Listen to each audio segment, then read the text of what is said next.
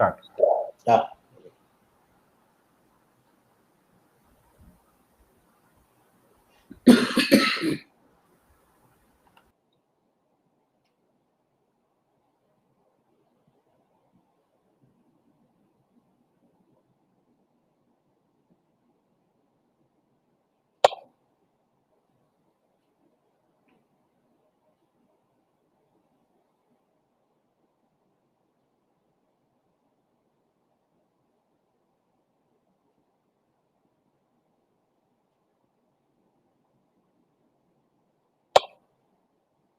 Yeah. Good afternoon, everyone. A warm welcome to this webinar on Cath lab preparedness for the COVID-19 era. This is Dr. Raghu from Hyderabad, Aster Prime Hospital, and I'm a consultant cardiologist here. At the outset, let me tell you that the epidemic of COVID-19 or the pandemic of COVID-19 is to drastically change the way how you are going to practice medicine, which I think as we will all try to put the nuts and bolts of the system as we move forward.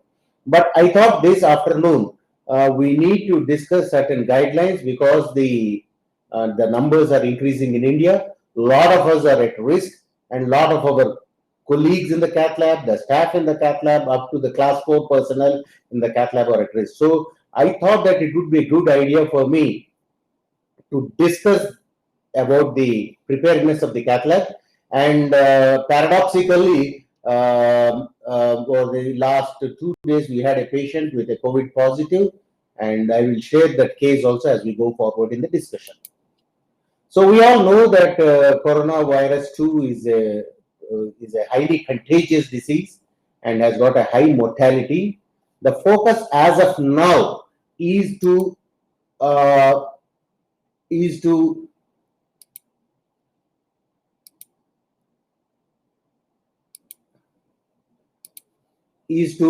reduce the community exposure and the spread.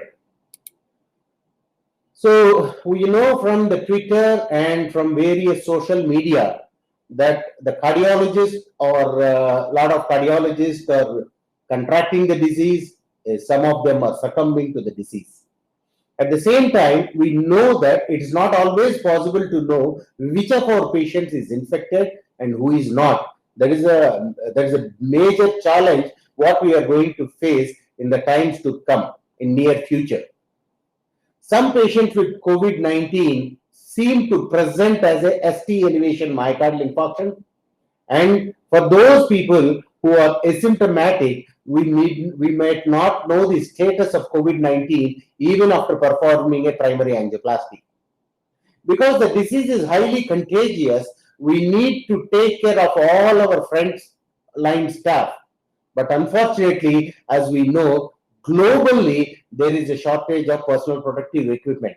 But today, as we go forward, we understand that beyond personal protective equipment, there are a lot of measures which we need to institute in the Cath labs as Cath lab leaders, train the staff, train the employees, train the class 4 person. That is what is required as of now. So the agenda, I will set right the agenda in the form of, we will discuss about the protocols for the chest pain. A lot of discussion is happening. Why should we do an angioplasty for them? Can't we not lyse them? Is the approach different from a STEMI versus non-STEMI? In a patient who is presenting with acute coronary syndrome, can I suspect co-existent COVID-19? Are there any simple measures for me to do that? What are the various engineering, administrative, environmental safety measures that we can implement to protect ourselves? What is the ideal screening test as we go forward? We can take the patient. The standard precautions versus full PPE. What is the difference when we use them? How to transport the patient from in the ambulance to the hospital, ER to the Cath lab to the CICU, CICU to the CT scan room. So how to intubate and ventilate? What about CPR in a COVID positive patient or PUI? PUI means person under investigation. So these are some new terms, new scenarios which we will have to deal with. That's what we are going to discuss this afternoon. So I start with a patient of mine whom I had to manage. This lady is a 74-year-old lady, presented with chest discomfort and breathlessness. Electrocardiogram was showing some ischemic changes. She was breathless, so they thought it is acute pulmonary edema because of acute coronary syndrome, and she has been referred to me for coronary angiography and revascularization. So this was the electrocardiogram. As you can see, there are some ST depressions in L1, AVL, some ST depressions in V4, V5, V6, 2, 3, and then some ST elevation in AVR in a 75-year-old lady with multiple other comorbidities. We always think it is an acute coronary syndrome. So, but what I have over the last few days before we started having the large number of patients coming into the hospitals with corona, I realized that a lot of cardiologists in Italy are passing away because of COVID. So what we did was we put an intra-department strategy that before we move any patient into the CICU or Cath lab, we perform a HRCT test. It is completely not based on evidence, but unfortunately, in our state in Telangana, we do not have the RT-PCR test. So without an RT-PCR test, and without any test for me to say whether there is corona or not, I started doing a HRCT systematically for all my patients. So this is the HRCT on the 2nd of April. We can see that there are ground glass opacities on the bilateral upper and lower lobe, which are peripheral in distribution. These are the peripheral in distribution. So with this CT scan, what I did was, it could be some other pneumonia, a viral pneumonia. I sent her to the public hospital as the CT was showing ground glass opacities. So they had hospitalized on the 2nd of April 2020 at the public hospital, and they kept her for 3 days, and her RT-PCR by the nasopharyngeal swab came negative. So on the 5th of April 2020, they discharged her with a diagnosis of, once again, with a diagnosis of acute coronary syndrome with heart failure. They said that it is not due to pulmonary problem. So she had come back to my hospital again. So this is the electrocardiogram this time. It seems that the ECG change is settled. There is a small R and a deep S wave pattern in V2, V3. I thought initially, before the patient arrived, it could be ischemia. I made an error last time because the RT-PCR was negative. So then what I did was, I repeated the chest X-ray.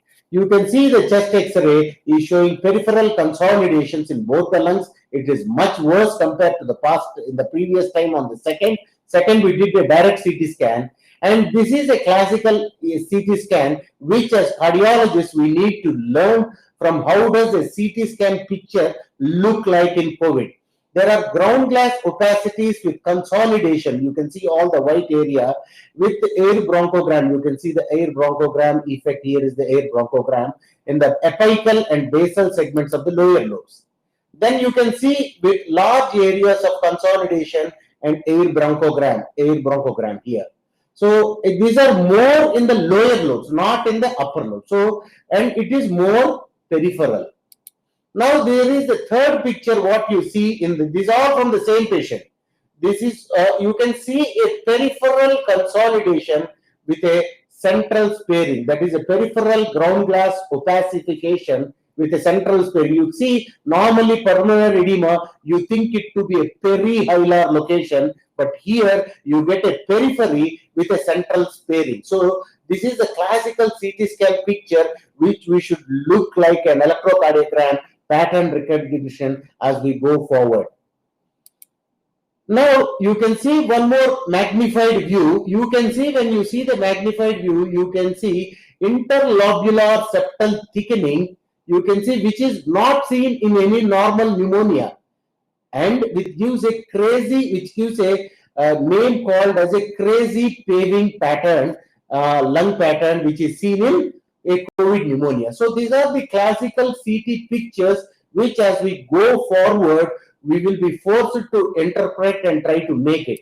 Now the question is, does it make these findings, does it make it to be COVID? Not at all. These findings can be there in any viral pneumonia. Sometimes in heart failure also seems to be a very close mimicker.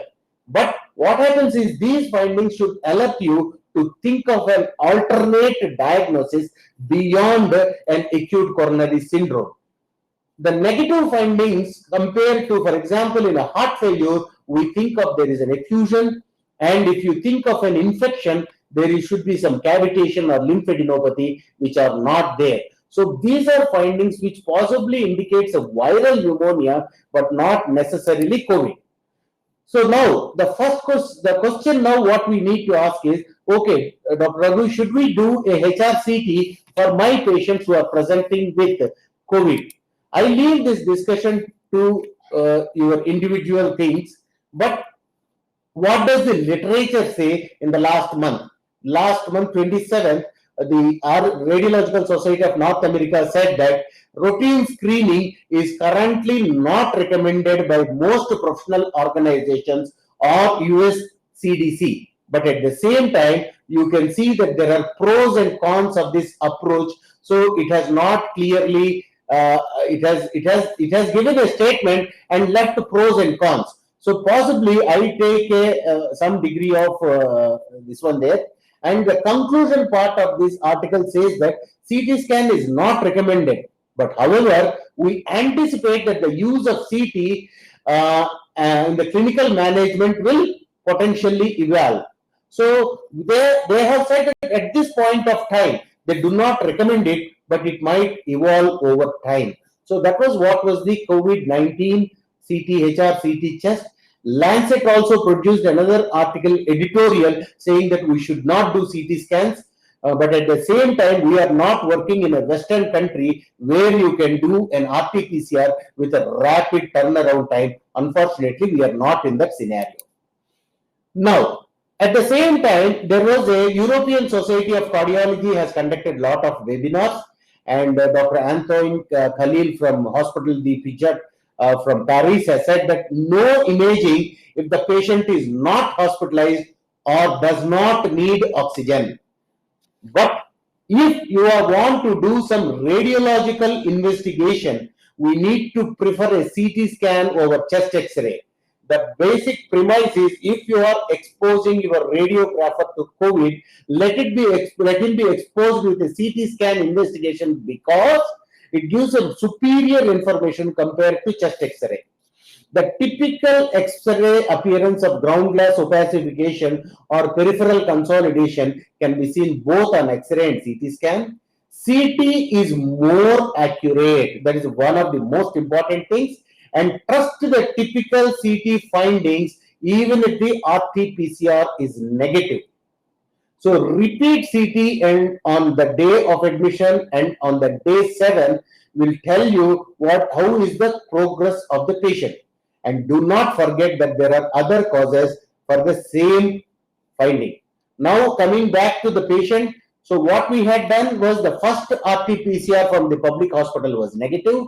The patient came back again. We had to intubate her, ventilate her, and then did a RT-PCR. And after the CT scan, it looked more like a COVID to me. So I said that no, we have to repeat the RT-PCR again. So we repeated the RT-PCR from the tracheal aspirate where the sensitivity is up to 95%. So we did a tracheal aspirate RT-PCR which came as positive, and that is what you see. Some of you might have seen a lot of messages on the hospital saying that the hospital has been closed, which is in fact untrue, but we had to go through a lot of governmental procedures and the administration team had to work on that. At the same time, I wanted to tell you what were the labs which will give you some idea as to what these patients, what we can expect from these patients. Most importantly, echocardiogram did not show any wall motion abnormality.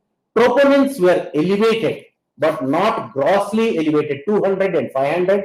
NT-proBNP is 35,000. Renal parameters are deranged. Total count is 19,800. The patient is still on ventilator. We had to shift her back to the public hospital now with a proven diagnosis of RT-PCR. Now, First question, another question what we ask is, how can we suspect COVID-19 in a patient with acute coronary syndrome? So, in a patient with acute coronary syndrome, what we have to see is already the patient is positive, diagnosed positive, and can develop a acute coronary syndrome. So, there is no problem. So, you take full personal protective equipment and perform it. Whereas a person under investigation, that means where you have a suspicion of the disease in the form of fever, respiratory symptoms, foreign travel, contact with people, cluster exposure, so on and so forth. But these are not there nowadays because we see a lot of patients who are coming directly without any of these last 2 points. So fever, respiratory symptoms, we should always think it could be a corona. So what did the recent series say? In about 1,100 patients of Wuhan, published in the Journal of Radiology, which is a very noted journal, which says that the RT-PCR has got a sensitivity of 59% and HRCT has got a sensitivity of 88% on the first day when they present to the emergency room. So the sensitivity of HRCT is more compared to RT-PCR. RT-PCR but is a reference test. That means there is a gold standard test. Compared to RT-PCR, if you compare HRCT, the sensitivity is going to be about 98%. And then if the HRCT is abnormal and initial RT-PCR is negative, like in my patient, about 50% of them will be reclassified as positive for COVID and 33% are reclassified as probable. So if the initial HRCT is positive and RT-PCR is negative, there is a 60 to 90% chance that the RT-PCR will become positive at a later date. Despite this evidence, the Western literature does not advocate HRCT as a test for screening. But in China, they had the fever clinics. In the fever clinics, they have in Wuhan, they put 2 tests. One is the HRCT, other is the RT-PCR. From those 2 tests, they tried to evolve. That is how this 1,100 series patients has come. Now, what is the protocol to be followed if the patient comes to the emergency room for a chest pain? All people who are presenting with chest pain, we should consider them to be potentially COVID positive despite the lack of history, because all of us know that 60% of the people, population, not people, of the population are asymptomatic carriers. So can be affected, and out of them, about 70% of them or 60% of them can be asymptomatic carriers. So you have got a large population who can be asymptomatic carriers. So what should we do? What is our protocol? What we should evolve in the emergency room? All patients should be screened for COVID-19. First and foremost, we always think that we put the mask. Yes, we should put the mask. But most importantly, when the patient arrives into the emergency room, we should put a surgical mask to the patient. This is very, very important. So we need to train our nurses and technicians on this point. We take an electrocardiogram. The ECG could be STEMI, non-STEMI. Now, in the West, they do not perform echocardiogram. Even in India now, the people are afraid to do an echocardiogram because the machine can get contaminated. So we need to have some machine in the emergency room, possibly a old generation machine, to do a quick echocardiogram. In the absence of correlating wall motion abnormalities, then you might think that ST elevation could be a type 2 myocardial infarction or something. Now coming to the troponin. Troponin should not be used for diagnosis of acute myocardial infarction in COVID era, because elevation of troponin can be there in COVID. That has led to a lot of angiograms in the West exposing the people to the corona. So we need to understand. That is why the American College of Cardiology has said that you cannot rely upon troponin, and troponin is preferably not to be done in COVID patients, not for STEMI, but for non-STEMI patients, or for non-MI patients, you cannot do COVID troponin.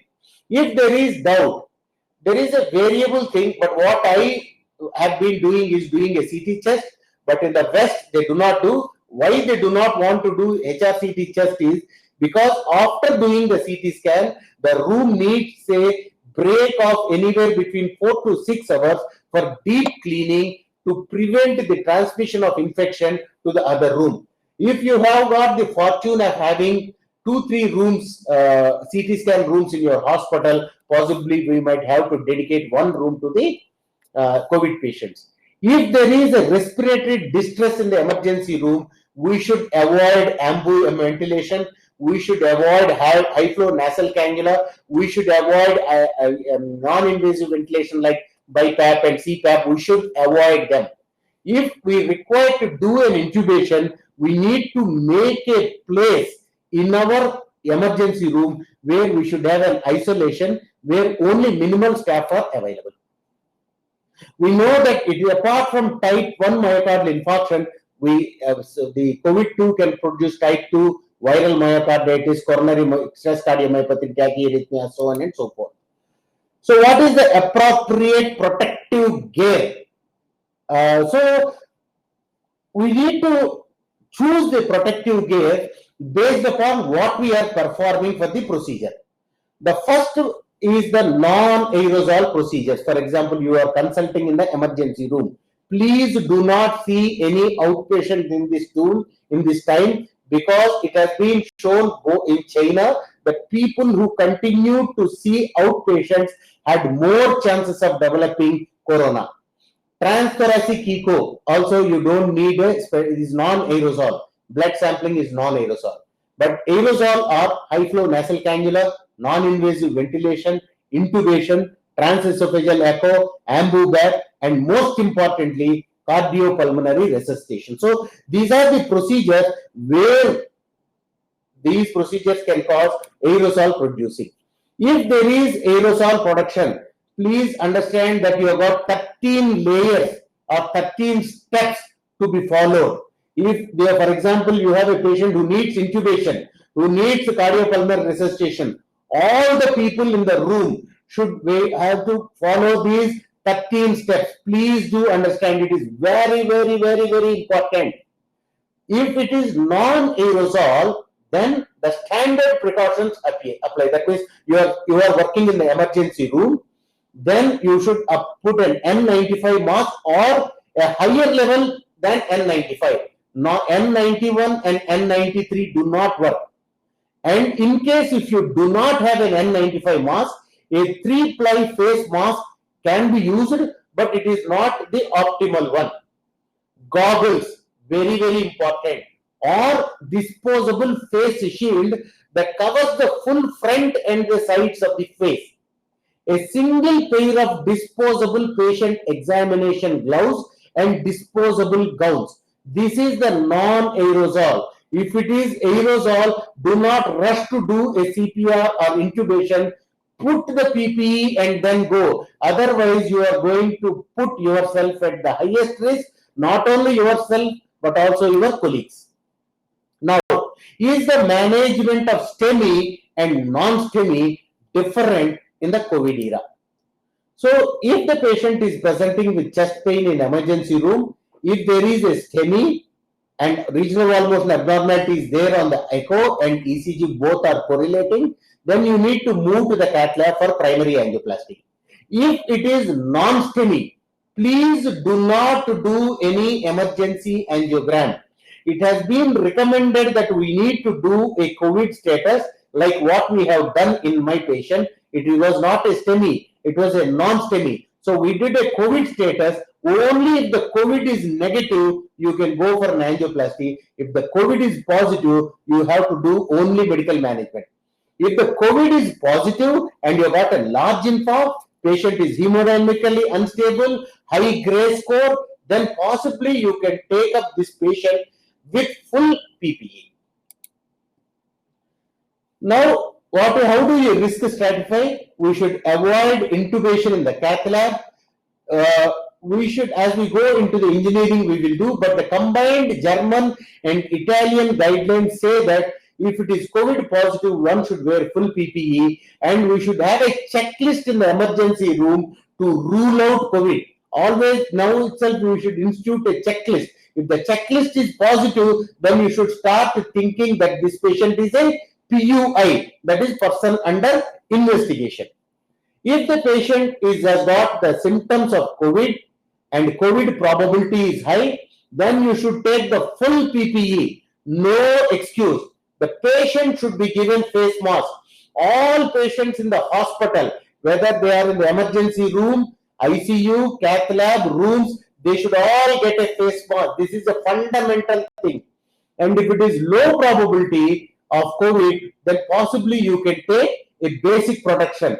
Basic protection means still you need to wear the goggles, N95 respirator, good gown, one pair of gloves. If it is full PPE, double pair of gloves, full long shoe covers, and so on and so forth. And you need to take classes for your staff how to don and doff, which I am not going to deal today. So now the question is, there are a lot of people who think that why should I take this trouble and do a thrombolysis for this person rather than take up the risk of performing a primary angioplasty.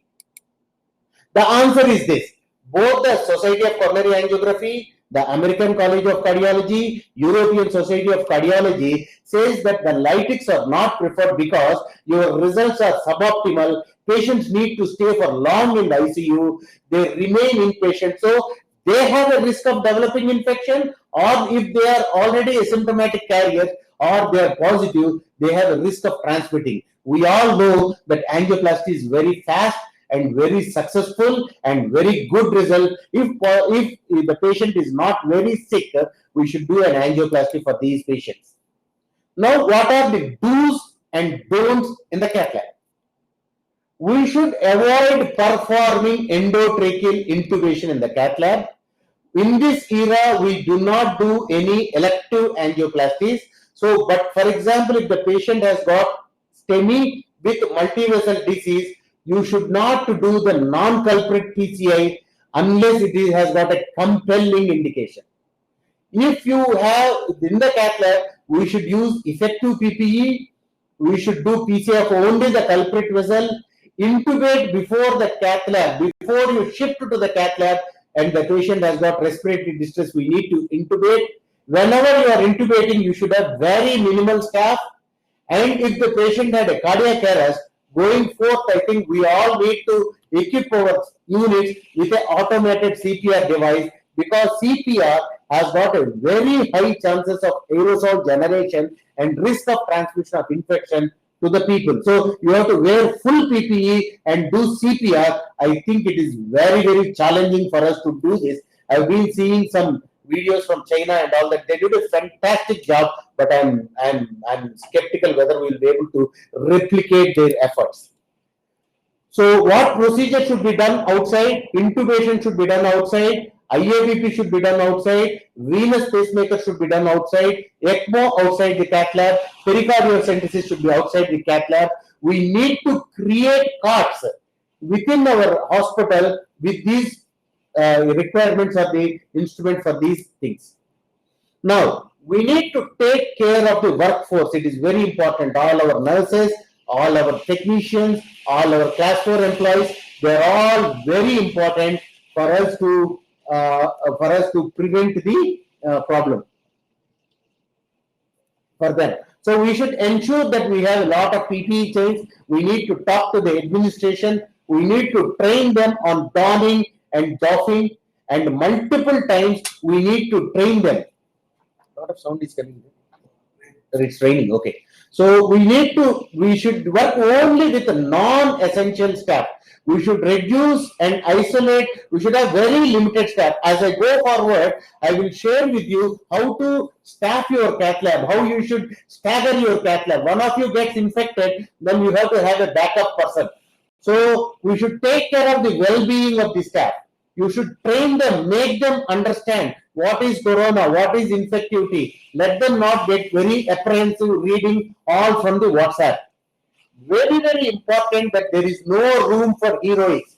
Do not try to do very complex work. A sick patient, arresting patient, patients on pulmonary edema, what we normally try to do, take care of yourself. If you are there, you should wash your hand minimum for 5 times a day with warm water to minimize the risk of transmission of infection. Now, another point, what we need to think it is how to transport the patient. How do we transport the patient in the ambulance? How do you transport the patient from the emergency room to the cath lab? We do not know. Patient can be a COVID positive, COVID person under investigation, or you can say that I do not know. I want to think every patient is COVID positive, irrespective of whatever, like a universal precaution. So we need to have the standard operating protocols and drills in place. We need to train our transportation team. For example, we are shifting a patient from the emergency room to the cath lab. We need to train our security to clear the corridors. There should not be any staff. There should not be no patient attendant either in the corridors or in the lift. No spills, no touching because no touch. Normally, what happens many times, our paramedical people tend to touch the wall, tend to touch the table, and all those things. They should completely avoid that. And after the procedure, the person who is cleaning the cath lab has to perform with full PPE. And one more very important point I wanted to emphasize is it has been observed in the early Italian experience that before we start the cleaning, it is important to wait for 1 hour. Otherwise, the droplets are still suspended in the air. So we need to wait for 1 hour, following which we need to do the dead cleansing, intubation and ventilation before transport. We need to understand as cardiologists, considering the cleaning, considering the transport challenges, considering the exclusion of corona, considering the confirmation of diagnosis of myocardial infarction, the response times may be delayed. So there is no concept of D2B in the era of COVID.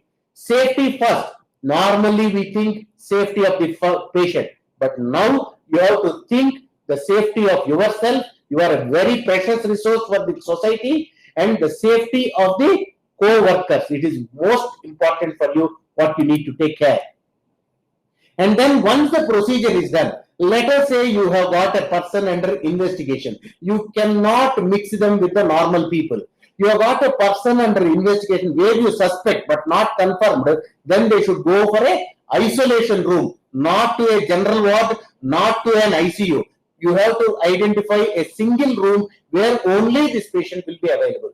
Keep the patient and staff safe by providing necessary equipment in that area. We have to demarcate red and green zones in the hospital, and we need to follow the same procedure of alerting the security staff before we transport the patient back to the hospital, back to the CICU. Now, if we are transporting a patient in the ambulance to our hospital, we should avoid transporting the family members or other contacts in the transport vehicle. They should ride in another separate vehicle. They should wear a face mask. Similarly, all people who are entering into the hospital should wear a proper face mask. Isolate the ambulance. Lot of ambulances have got a partition between the driver and the patient zone. But sometimes, in case if there is no isolation or partition, then we need to say that open all the windows. It has been shown very clearly that air conditioning is a very potent breeding source for corona. So if the car is AC, you close it and then the corona will stay there and the driver is sure to get infected. So open the ambulance door. Now coming to what our political and at the government level, what we have been doing is we are attempting to flatten the curve. But what we need to understand is during this attempting to flatten the curve, this is only to build up the healthcare system capacity. So this is the opportunity for us to train the staff, and we do not know how long this epidemic is going to last. Now, how do you take care of infection control? We need to have a meticulous control with appropriate PPE. We need to, the PPE is only one part. but we should instruct to wipe down all the surfaces like doors, door handle, computers, the televisions, the tables, everything should be cleaned with 70% isopropyl alcohol. Cell phones are notorious, that should be clean. And in case if we are taking a patient into the cath lab, all those supplies that are there in the cath lab which have got no purpose. I will give you certain examples like a IABP, an IVUS machine, or sometimes some saline bottles. All those things should be removed from the cath lab area to an alternate area, or alternately you cover up the entire surface with plastic sheets, and the plastic sheets would be removed after the procedure is done, and the cleaning should be very meticulous. Social distancing, we are all very much aware, that is what we have to do. Screening, we should not perform any elective surgeries, non-essential medical, surgical, dental procedures and consultation should be avoided. Please do understand the emphasis of this point. Now, what are the various ways in which we can mitigate the contagion? One is you can eliminate the corona, which is impossible. We can substitute, which is also not possible. But what we can do is we can have good engineering controls, we can have good administrative controls, and we can have proper personal protective equipment.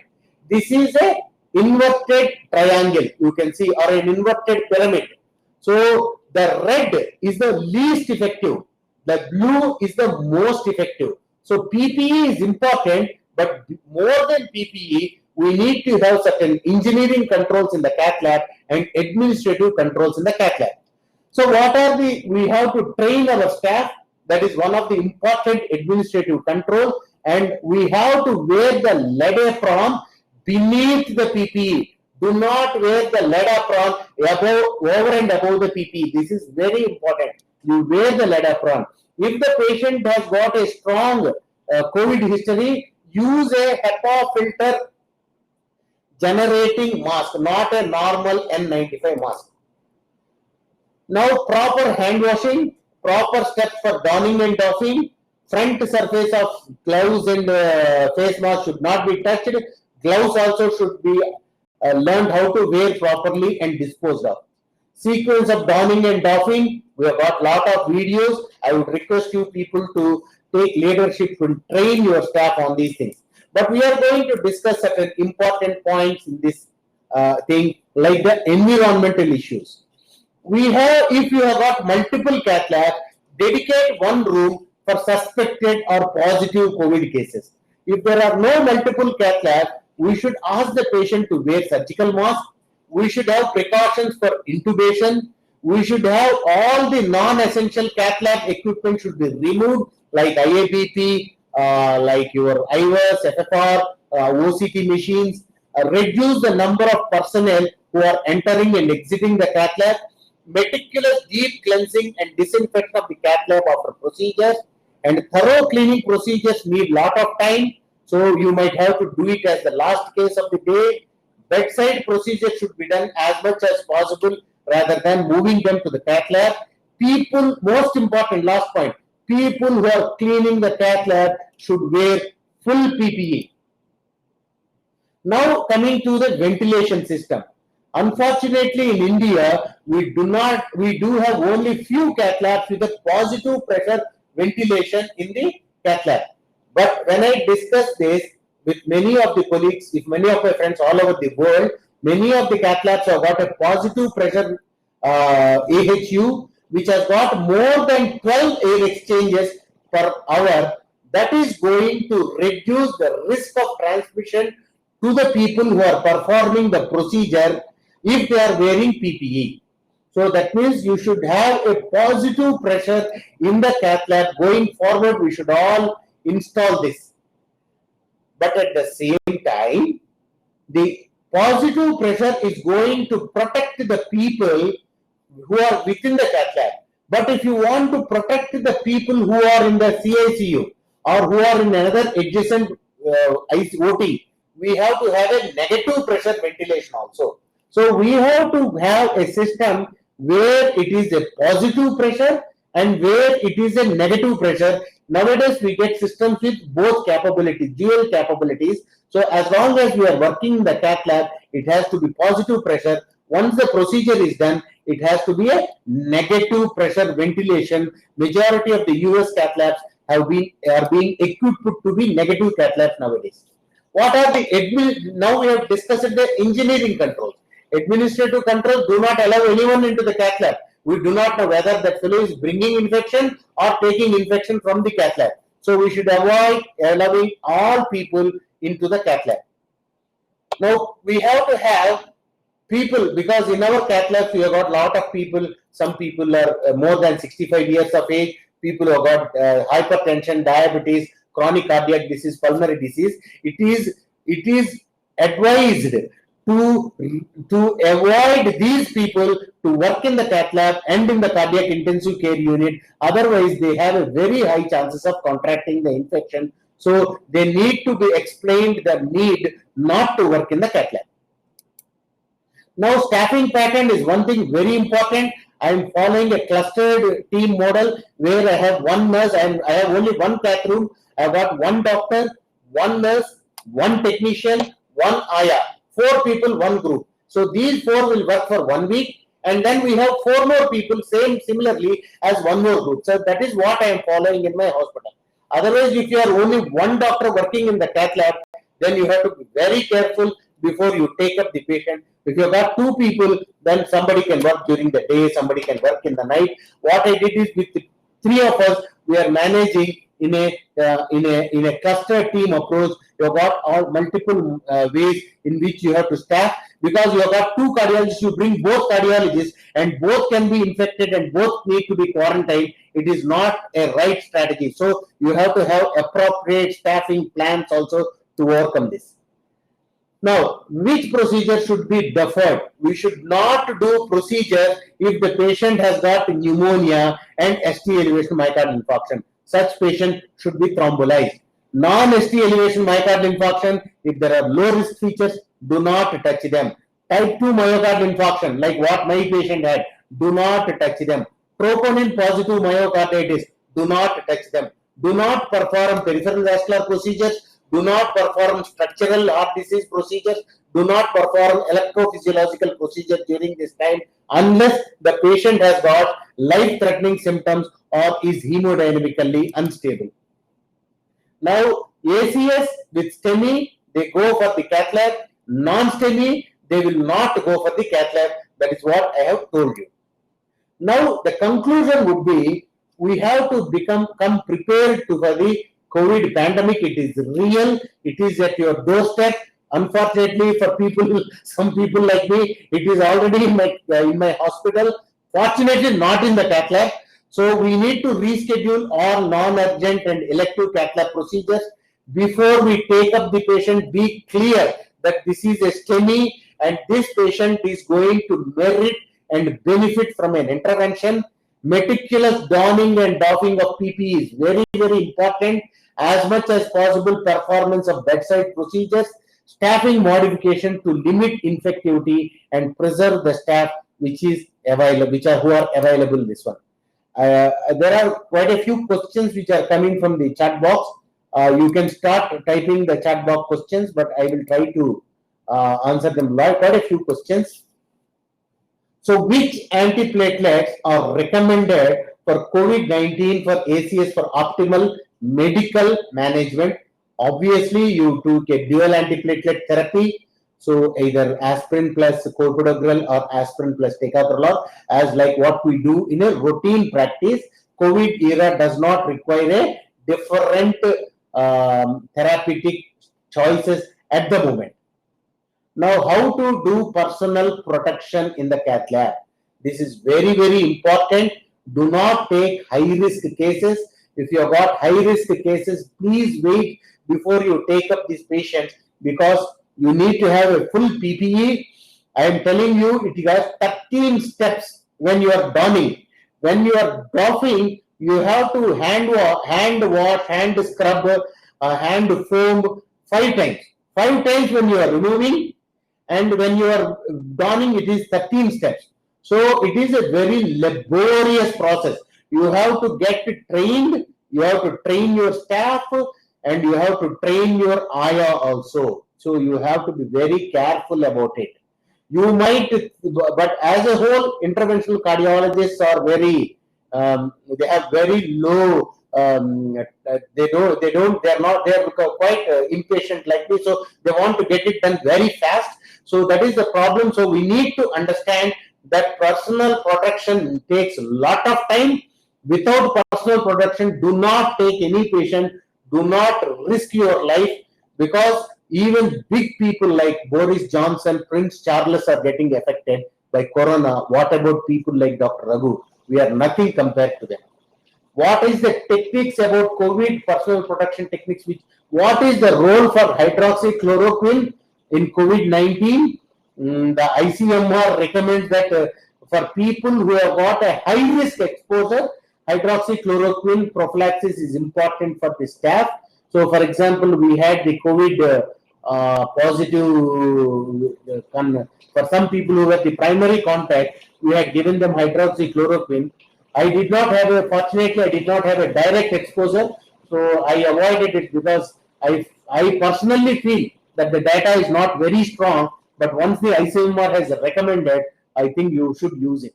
What is the incubation period of corona? A lot of people are much more knowledgeable than me, 4 to 14 days, but it has been shown that up to 37 days the infection can happen. So normal time is 0-14 days, but up to 37 days later also, it seems the infection has come. For the normal routine, up to 14 days. How long corona remains active on the clothes?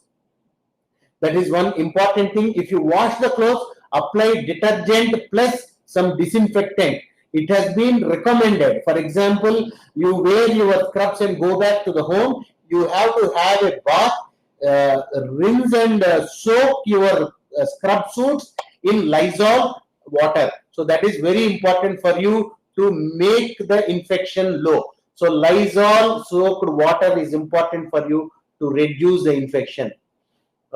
Precautions to be taken. Who is coming from primary PCI, who is COVID positive. So the best way is to have a checklist. Suspicion. Do not trust the history of the patient. Nowadays, patients are concealing the history. So you have to have a checklist by your emergency doctor to have. That is mandatory for you. Checklist, number one. Number two is if you have a frank ST elevation, chest pain correlating, echocardiography is very important for you to confirm, and after that we can treat them. What is it? Request to answer questions one by one. Okay. So I would answer. They are requesting me to answer one by one. Who is coming for primary PCI? I had started I cannot do RT-PCR and wait for it in a STEMI. The data is very volatile at the moment. It is evolving, but if you want to be really sure, and if the patient are really going to take to the cath lab with a high index of suspicion, I would suggest you somehow negotiate with your radiographer and radiology technician and get a HRCT chest done. It is not evidence based, but it has got a strong protection for yourself. That is what is the thing. I can say before one precaution what I can say, or else you wait for the RT-PCR. Thrombolysis is, or you take the full PPE and perform the procedure. So there is no problem. If you wear full PPE, no problem. If you are not wearing full PPE, then you can do HRCT. You have to decide if your CT room is very busy, then you better do it full PPE for all the staff. Think it as a COVID positive, a potentially COVID positive, and take full precautions. That is what I suggest when you are taking a primary PCI, and it has got a lot of cost implications that also has to be understood by the doctors as well as the family. How much percentage of risk with the diabetic patients? So it has been shown that hypertension has got a very high risk of having complications with COVID-19 up to 40%, whereas with the diabetes, it's about 5% if I'm right. So the risk compared to hypertension is less with diabetes. I'm not very sure why it is due to, but it is less. COVID may affect our lungs. Yes, COVID primarily affect the lungs, but it can affect the heart also in various forms of myocardial infarction, stress cardiomyopathy, different types of arrhythmias, non-specific STT changes. But what we need to understand is, if the patient has got a cardiac involvement in the form of elevated troponin, elevated BNP, ECG abnormalities, these are the three parameters. If you have got ECG changes, elevated troponin, elevated BNP, that is going to have lot of risk for the patient. The mortality will be close to 60 to 70%. So what type of masks are useful in novel coronavirus? 100% we should all use a N95 mask, irrespective of whether the patient is positive or negative. If you are going for a full PPE, it has to be an N95 mask, over and above which you should apply a 3-ply surgical mask. That is for your cath lab procedure. Now, if you are moving in the ward, possibly a 3-ply mask is recommended, but still I would suggest strongly to use a N95 mask rather than a 3-ply mask. What about CPR in a COVID patient or a PUI? Please do understand that you are more valuable, and you should not do any heroics in a CPR. If you are doing CPR and if you think it is very valuable person and you think you have to definitely do something to save that person, your teammates, everyone has to be in full PPE, then only do CPR. That is very, very, very, very important. The next question is, can we go through the procedure in a STEMI patient having pneumonia? With pneumonia, STEMI, absolute no. Absolute no. Thrombolytic therapy. What are the safety measures which we should follow to avoid COVID-19? Wash your hands, avoid touching surfaces, stop sharing plates and food with other people, social distancing, do not take any precautions what we have tabled lightly. Do not think that the person is known to you for so many years so that he does not have corona. Anyone can have corona. Even your family members also might be asymptomatically harboring corona. So nobody knows. So what are the STEMI? Frequency of fumigation in the cath lab. So this is what that is what we have discussed. In our cath labs, unfortunately, positive pressure ventilation is not there in a large number of cath labs in India. So we have to rely upon good 1 hour of gap after the procedure, because the droplets are moving in the air. So so some people have advocated to open the windows and put fans, but that risks that you might get infection, spreading the infection to the adjacent area. If it is directly opening to outside, then possibly you might do it. So fumigation has got a role, but more importantly, what we call a sodium hypochlorite, bacillocid based cleaning with a deep cleaning of the surface is more important rather than fumigation. So good cleaning of the cath lab after the procedure, and it has been seen that it takes about 60 to 90 minutes for a good cleaning, 1 hour for waiting after the procedure. Before 1 hour, cleaning should not be done. If we start cleaning within 1 hour, the fellow who is cleaning will get infection. Now, we don't have negative pressure in our 2 cath labs.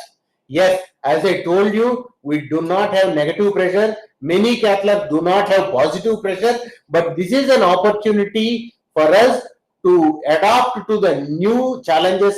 Like now, previously we never had metal detectors. Now we are having metal detectors. So also now, to keep our staff as well as staff in the CCUs to be free, we must all try to elbow grease the administration to put negative pressure ventilation in the cath lab. You should see all our OTs are with positive pressure ventilation, but cath lab does not have a positive pressure ventilation. So if you have a very brief procedure, okay. and the patient should apply mask. If you do not apply mask and then the procedure is prolonged, then the chances for you to develop infection are very high. So please do understand this. We need to discuss with our administration team to try to adopt a negative pressure also apart from a positive pressure in the cath labs. Fumigation in cath labs, which is understood. What is the kind of PPE required for cardiologist, assistant cardiologist, and multi-purpose worker? Dear sir or madam, please do understand you are going to take care of your staff. So whoever is working in the cath lab, if the patient is going to require an aerosol related procedure like intubation, ventilation, CPR, BiPAP, CPAP, TEE, you should not do TEs now. So if we are doing these things, they should be in full PP. Do not differentiate between you and your assistant. He is also very important for us. That is very important. If the patient, if there is no adequate PPE, better not to do the procedure rather than risking one of your colleagues who is assisting you for a long time. Sir, good evening. Patient having acute MI, can we take up the case or not? Yes, doctor. Definitely, we should take up the case.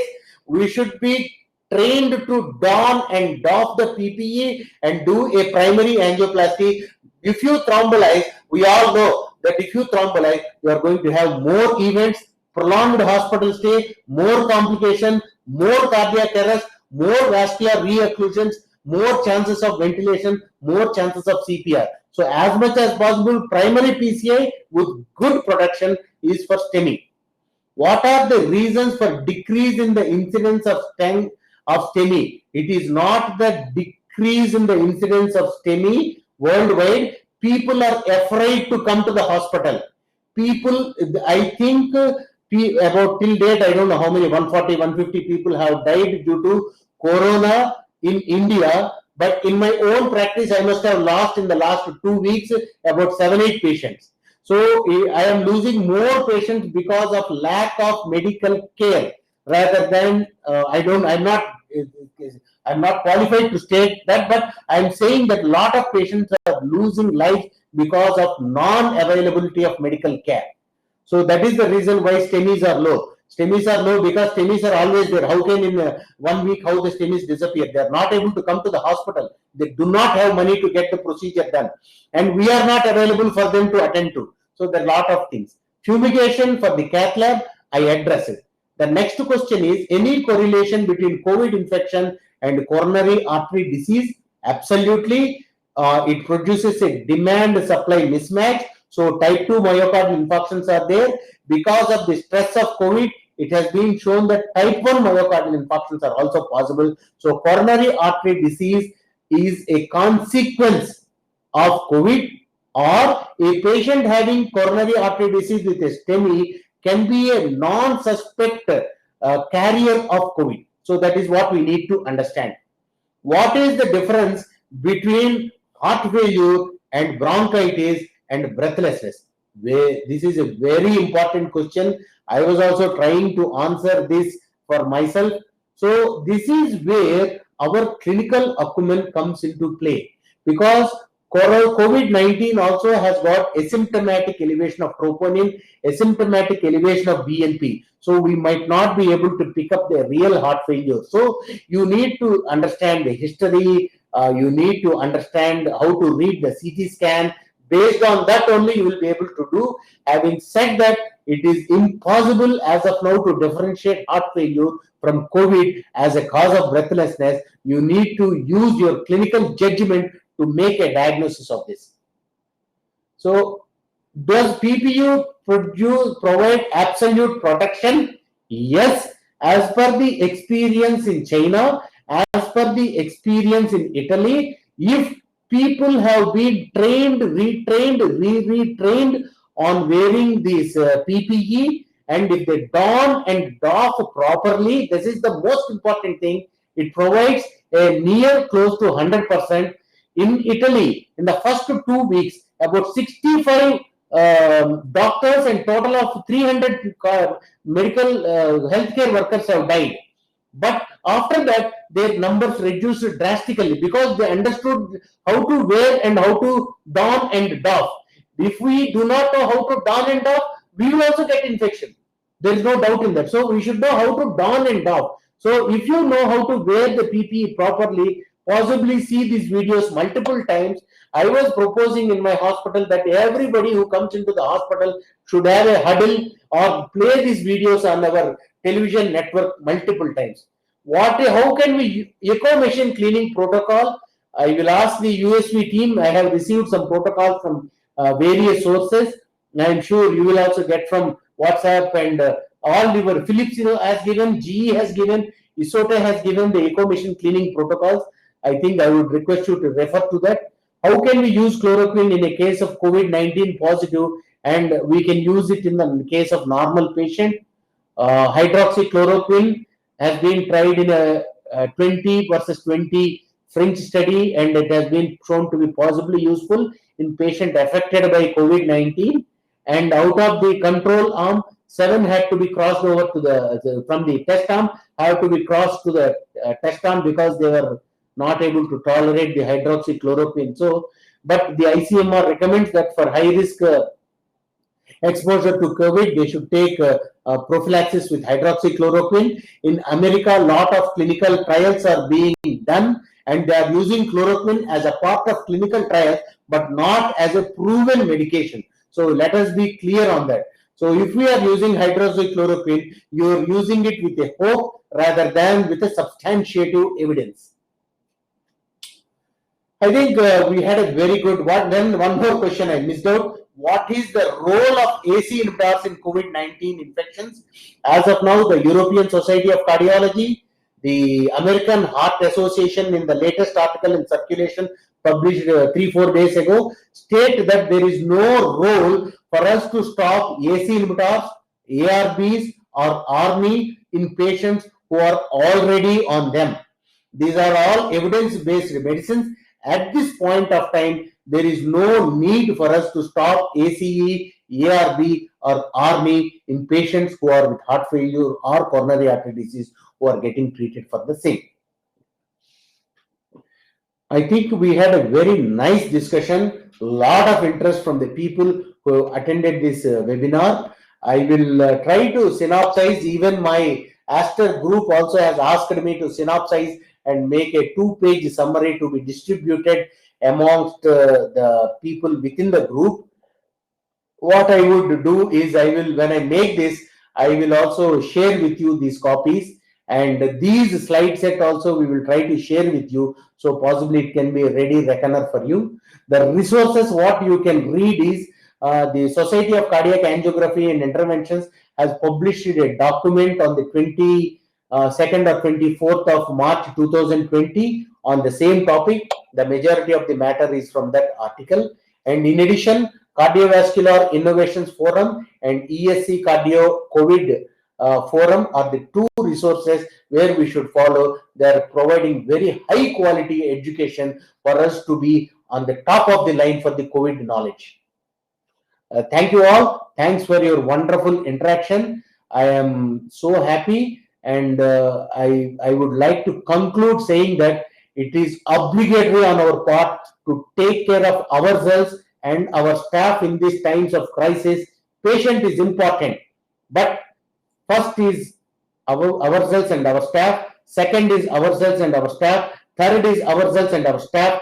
Fourth only comes the patient. We have to understand the paradigm shift in the way how we need to manage our patients.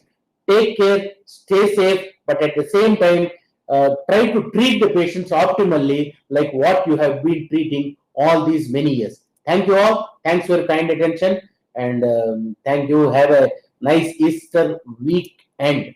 Easter is there, Easter weekend. It's a sad time to celebrate Easter, but it is a time which I need to wish some of you who have been listening to this podcast. Thank you very much.